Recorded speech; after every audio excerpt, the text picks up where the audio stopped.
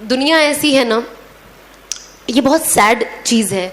جو میں نے شادی کے بعد بھی بہت ایکسپیرئنس کیا ہے لوگوں کے ذریعے, بٹ میں ادروائز آپ کو ایکسپیرئنس بتاؤں گی کہ لوگ کہتے ہیں, جو لوگ تھوڑے بیچارے گمراہ ہو جاتے ہیں اور جو تھوڑے زیادہ ہو جاتے ہیں میرے جیسے, وہ کہتے ہیں سب چھوڑ دو, سب چھوڑ دو, ہدایت پہ آ جاؤ, صحیح راستے پہ آ جاؤ, صحیح راستے پہ آ جاؤ, اور یہ تو فحاشی ہے اور غیر محرموں کے ساتھ ایسے کام کرنا بے شک غلط ہے. بٹ جب انسان سدھرنا چاہتا ہے اور اپنی زندگی صحیح کرنا چاہتا ہے تو پھر وہ ان کے اوپر اپنے تانوں کی بارش کر دیتے ہیں کہ انسان الٹا پیر بھاگ جائے, کہ بھلے میں سیدھا ہو جاؤں لیکن مجھے لوگوں کو نہیں بتانا ہے کہ یار میں نے اللہ نے مجھے ہدایت کی توفیق دی, کیونکہ لوگ میرا مذاق بنا رہے ہیں اور شاید ان کی وجہ سے ایسا نہ ہو کہ میں واپس جہاں سے آئی ہوں میں وہاں چلی جاؤں, کیونکہ انسان کمزور ہوتا ہے نا. انسان تانے, آج ہم گھر میں تانے سنتے تو کیسا لگتا ہے کہ گھر سے بھاگ جاؤ, ہوتا ہے نا کبھی کبھی فیلنگ, بھاگنا نہیں ہے بٹ وہ فیلنگ آتی ہے نا ایک انسان کو. تو جب اتنی سی چیز پہ جب آپ کی امی آپ کو کچھ بول دے یا کچھ ایسا ہو جائے تو انسان سوچتا ہے یار کتنا, کیوں ایسے یار, مجھے کیوں تانے دے رہے, انسان کتنا روتا ہے. تو آپ سوچو جو انسان چینج ہو کر آتا ہے, جب اس کے لیے یہ سب بولا جاتا ہے تو وہ چیز لینا, ایکسیپٹ کرنا بہت مشکل ہو جاتا ہے. اور بہت, کیونکہ وہ آلریڈی اتنا ایموشنل ہوتا ہے کہ آپ اس کو کچھ بھی بولو اس کا ایموشن انٹو 10 ٹائمز بڑھ جاتا ہے. تو سب تو کہتے ہیں چھوڑ دو, چھوڑ دو, صحیح راستے پہ, صحیح راستے پہ. پر جب انسان اگر وہ لڑکی ہے خاص طور پہ, اگر وہ چیزیں چھوڑ دیتی, صحیح راستے پہ آ جاتی ہے, تو کوئی دینی گھر اسے اپنا بیٹا نہیں دیتا. تو جب آپ اپنا بیٹا نہیں دو گے تو اگر وہ لڑکی صحیح راستے پہ آ کے صحیح چیز اپنانا چاہے گی تو وہ اس میں آگے کیسے بڑھے. ہم جب یہ بات آتی ہے نا قربانیوں کی, اور جب ہم حدیثیں پڑھتے ہیں تو ہم نا یہ سارے ایگزامپلز لوگوں کو تو بہت اچھے سے دے دیتے ہیں, بٹ جب وہ اپنے پہ آتی ہے نا تو ہم وہ کرنا پسند نہیں کرتے. اسی لیے میں میرے ہسبینڈ کی بہت زیادہ شکر گزار ہوں, اور ساتھ ہی ساتھ میرے ساس سسر کی, کہ جو یہ سارا سچویشن دیکھ کر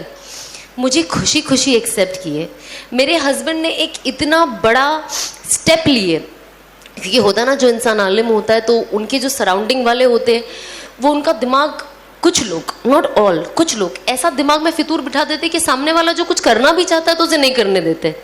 کیونکہ اس کو اتنا ڈاؤٹ فل کر دیتے ہیں کہ آپ تو اس سے شادی کر رہے ہو, یہ ٹکے گی کہ نہیں. مطلب میری نکاح پہ تو ایسی ایسی باتیں اٹھی تھی, میں ٹکوں گی کہ نہیں, شادی میری 6 مہینے بھی نہیں ٹکے گی, اور میں واپس وہی ہو جاؤں گی جو میں تھی. اور میں اللہ کو یہی کہتی تھی کہ اللہ مجھے صبر دے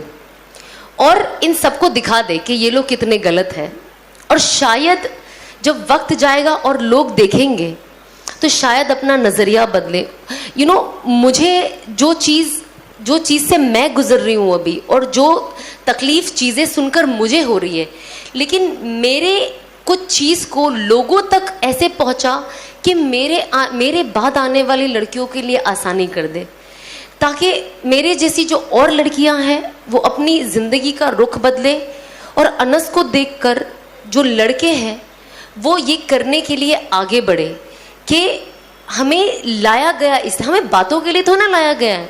میں تو یہاں بیٹھ کے بڑی بڑی باتیں کر سکتی ہوں, بڑی بڑی باتیں کر سکتی ہوں, لیکن اگر میں وہ عمل نہیں کرتی ہوں تو کوئی پوائنٹ ہی نہیں ہے. اور اللہ کہتا ہے نا کہ جب آپ دائی بنو اور جب آپ لوگوں کو کچھ بولو, اگر میں آج آپ کو بولوں گی نا کہ آپ کو 2 رکعت نفل پڑھنی ہے تو مجھے 4 رکعت تو ایٹ لیسٹ پڑھنے والی ہونا چاہیے, تب اللہ میری باتوں میں وہ وزن دیں گے اور وہ زور دیں گے جو آپ لوگوں کے دل میں جا کے اترے گی. ورنہ صرف باتیں یہاں سے سیدھا وہ ڈور کے باہر ہوا میں نکل جانی ہے. کہ اللہ کہیں گے جب یہ خود ہی کچھ نہیں کرتی ہے تو آپ کے دلوں میں لانا مشکل ہے نا.